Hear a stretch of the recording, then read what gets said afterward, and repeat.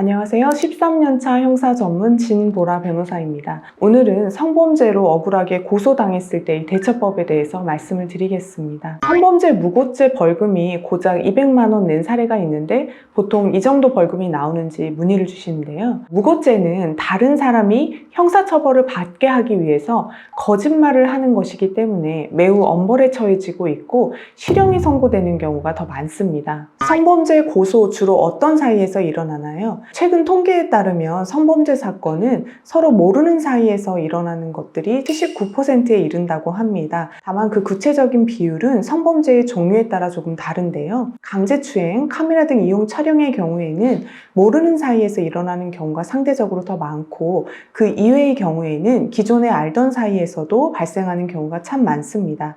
예를 들어 단순 친구 관계였는데 함께 술을 마시다가 술에 취하게 되고 이후에 성범죄가 발생하는 경우들도 있고, 최근에는 연인 관계에서도 이별하는 과정이나 이별 직후에 성범죄로 고소하는 경우도 참 많습니다. 성범죄에 연루되면 힘든 점을 말씀드리면, 성범죄의 경우에는 보통 CCTV가 없고 피해자와 가해자의 진술만 있는 경우가 많은데, 피해자의 진술에 신빙성이 의심될 만한 점이 없다면 피해자의 진술이 증거가 되어 처벌받는 경우들이 많습니다. 이렇게 성범죄로 처벌이 될 경우 직업을 잃는 경우들도 있고, 또 성범죄 전과자가 된다는 것만으로도 삶에 중대한 영향을 미치기 때문에 혐의 없음이 밝혀지기까지 많은 고통 속에서 지내게 됩니다. 또 그 시간이 6개월에서 길게는 몇 년이 걸리기도 하기 때문에 아무리 무혐의 또는 무죄가 나온다고 하여도 이미 삶에 부정적인 영향을 미치는 경우가 참 많습니다. 정신과 치료를 받는 분들도 많고요. 고소되었다는 연락을 받으면 어떻게 해야 하는지 말씀드리면, 초기 대응이 매우 중요한데요. 나는 결백하니까 있는 그대로 말하면 무혐의가 나올 거야 라고 생각하고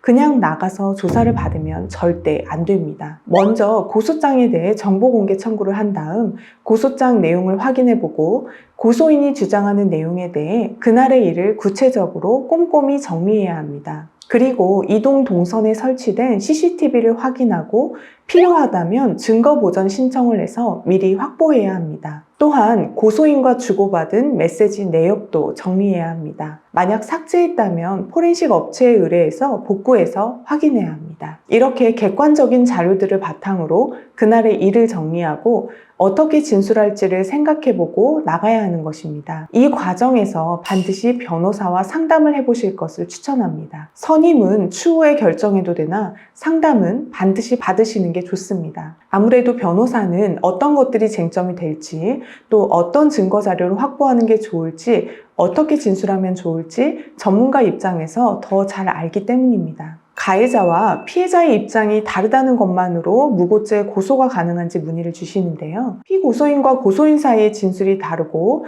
결국 무혐의 처분이나 무죄를 선고받았다 하더라도 고소인이 반드시 무고죄로 처벌받는 것은 아닙니다. 무혐의 처분을 받은 분들은 무고죄로 고소하겠다고 말씀하시는 경우가 참 많은데요.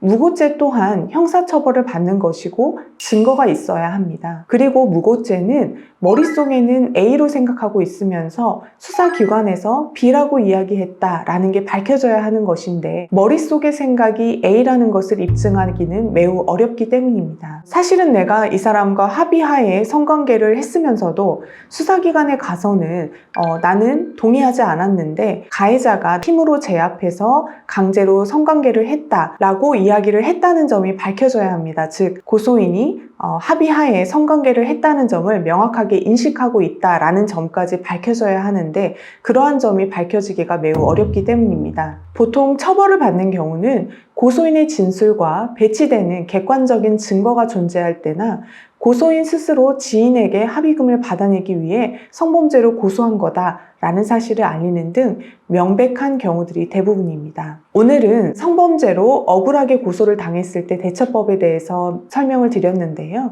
이와 관련해서 도움이 필요하신 분들은 상담 전화로 문의 주세요.